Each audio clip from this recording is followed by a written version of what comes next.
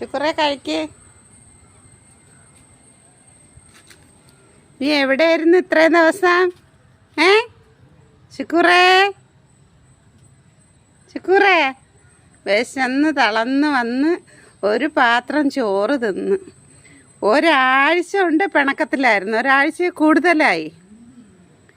ഒരു ദിവസം ഞാൻ വഴക്ക് പറഞ്ഞു. കാരണം മറ്റുള്ള പൂച്ചകളോടെ കടി കൂടിയിട്ട് കാല് മുറിച്ചിട്ട് ഇവിടെ കയറരുത്, പൊയ്ക്കോന്ന് പറഞ്ഞ്.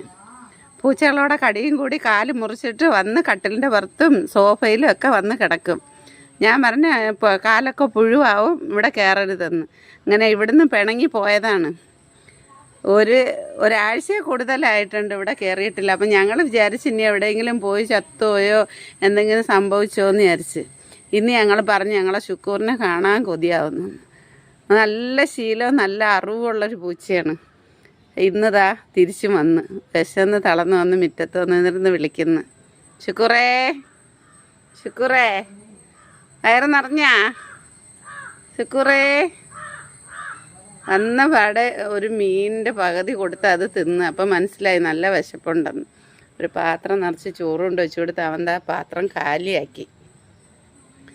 ശുക്കൂറേ ശുക്കൂറേ ഇവിടെ നോക്ക്.